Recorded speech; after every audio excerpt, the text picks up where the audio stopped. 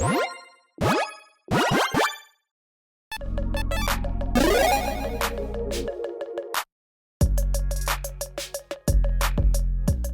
everyone, Mitch coming in from not the Commander's Core studio, and yeah, it's happening again. Not me coming in from the not Commander's Core studio, but leaks. We are leaking again. We aren't leaking, but Wizards is leaking. Is it Wizards intentionally leaking, or do they just happen to have the same problem nearly every spoiler season these days where, I mean, sometimes a couple of weeks before, sometimes months before, sometimes even days before like this, we get some leaked cards because, well, they put them in the wrong pack or something. I don't know. It's just kind of crazy when it keeps happening. Now, I will say again, these are leaks. These are not confirmed by Wizards to be actual cards. That being said, yeah, I can nearly guarantee you that they are. I mean, again, if I had to put, my meter of, 0 to 100, what percent chance do I think that these are real? 99.9999999999999% chance. So let's just leave it at that. You can decide for yourself though, but yeah, if you want to determine if you're going to make any decisions on buying certain cards, based on certain, cards that might be coming out, that's up to you, okay? Anyways, let's jump into it. And the, apparently one of the elite cards is Belunda Grandsquall. And again, I will keep saying apparently sometimes, and this looks legitimate to me. You decide for yourself. A 4/4 giant noble for green, blue, and a red. Seek thrills. It's instant adventure. We have an instant speed commander. Okay, so again, previously we've had very few, if any, commanders that are actually kind of like spells. I mean, we have been getting more and more lately, like MDFC commanders, that kind of thing. And we have, I think, 3 sorcery speed commanders, not sorcery speed commanders, commanders that are also sorceries in a way.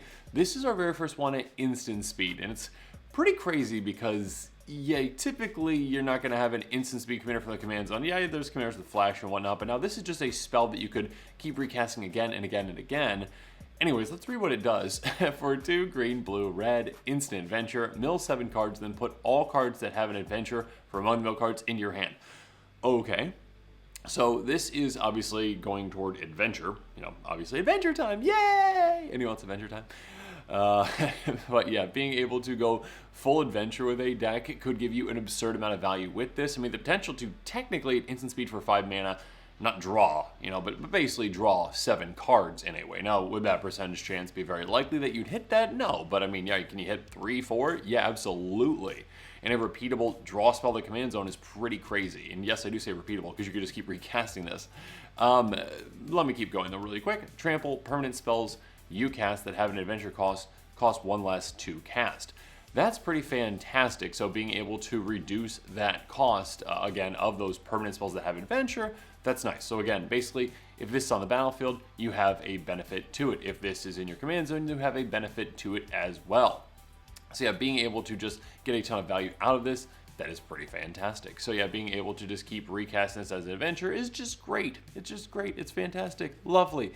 Yeah, I mean, other than the absolute craziness that this is an instant adventure, I mean, this commander just in general, yeah, you're going to go adventure, team adventures. Currently, if I looked up correctly on Scryfall, thank you Scryfall existing, you're fantastic, there are 33 cards out there that are adventures in Teamer, so that number is obviously going to be increasing with this brand new set coming out that has even more adventures. I mean, we've already seen this one, if it is real, again, and I should have said that I did kind of clip this, obviously it's like, it's turned a little bit, it doesn't look all that great, because I mean, the picture quality is actually very good for what it is, but again, it doesn't look like, an exact card like you'll see on the Scryfall, so I will say that again, like, it is a leaked card. I'm just using the actual image that was shown on the internet. But yes, this obviously, again, being a leaked card would be the 34th, if we haven't seen any other other adventures so far, which I'm not sure if we have out of the non-leaked cards. We have seen more in the elite cards.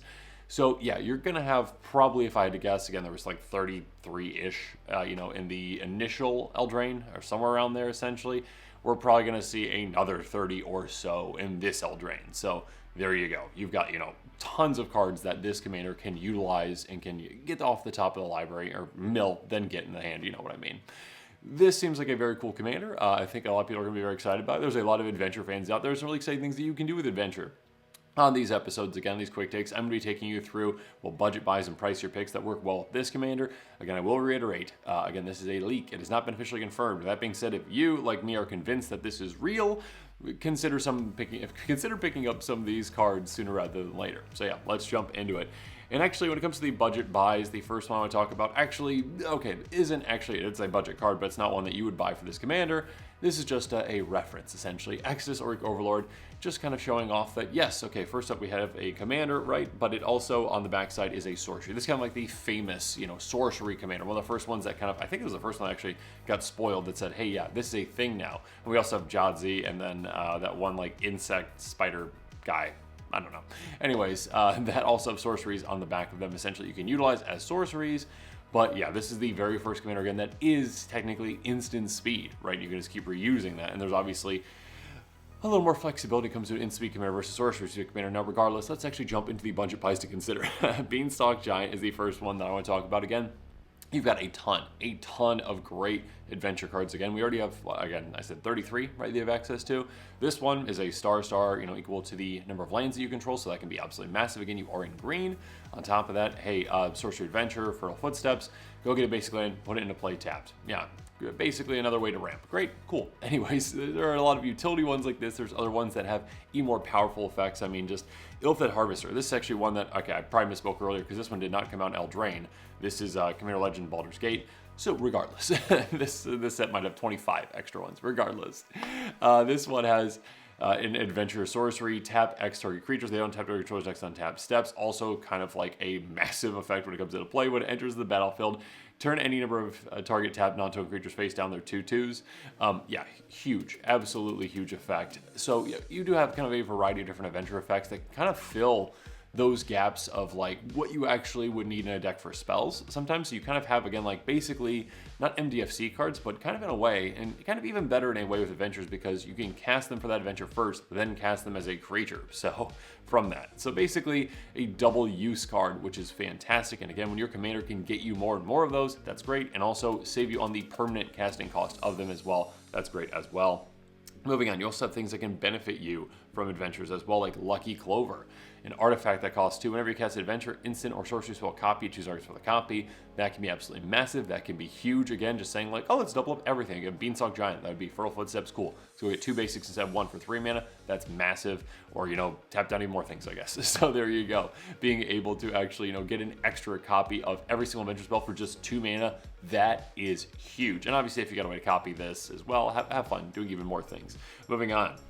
Edgewall Innkeeper, yet another card that does not have adventure, but one that can really help you out in an adventure deck. It's a 1/1 human peasant for a single green mana. Whenever you cast a creature spell that has an adventure, draw a card. So again, you cast your adventure, cool. You also just cast that creature, even the commander that you have now, Belunda, I think it's Belunda. Then you get to draw a card as well. A great draw engine, a massive draw engine, again, for just a single mana. That's pretty absurd. Next up, Lozan Dragon's Legacy. Whenever you cast an adventure spell or dragon spell, this is probably going to be more so adventure focused on this deck, Lozan is going to deal damage equal to that spell's mana value to any target that isn't a commander. I always found that text to be a bit weird, just oh, let's be a bit nice and not unfriendly by not targeting commanders. Whatever you want to do, wizards. Anyways, but yeah, being able to get just value out of every single time you're casting adventure spells to just ping something in the face, that can be absolutely massive. Again, whether that's a creature that's not a commander or, yeah, I mean, I guess it says, yeah, any target that's not a commander. So basically, any planeswalker that's not a commander, any opponent's face, probably your opponent's faces, right? Take them down with that. Quite fun. And then finally, this one is really interesting. Font of Magic. Instant sorcery spells you cast cost 1 less to cast for each time you cast a commander for the commands on this game. This is kind of interesting because, again, basically, you're going to be casting your commander as an instant sometimes, so you can just keep reducing the cost again and again and again of your commander by just casting your commander again and again and again. We'll actually see another card that can kind of work against the actual commander tax that you're making. So you're kind of having your commander tax, which is fantastic. So yeah, make sure you're considering a card like this, which is a fantastic one. But now I've talked about the budget buys. Let's move on to the pricier picks. And the first one I'm going to bring up is, well, one that I kind of just alluded to with a card that I wish was budget friendly. I mean, it's only $2.50, but still, it's outside of my budget of less than $1. Myth Unbound, enchantment for 3 mana. Your commander costs 1 less to cast for each time it's been cast from the command zone this game. Whenever your commander is put into the command zone from anywhere, draw a card. So this can give you a lot of value. Again, casting your commander as an instant, cool. Reduce that cost further every single time you cast. Again, basically having that commander tax. If you got this plus Font of Magic, have fun with that. Also being able to draw a card every single time you cast your commander too, some extra card advantage for you there. That is fantastic. Next up, Keeper of Secrets. Whenever you cast a spell from anywhere other than your hand, Keeper's Secrets deals damage equal that spell's made value to target opponent. Again, first up, if you're casting your commander again and again and again, that can be a great way to just ping opponents a lot throughout the game.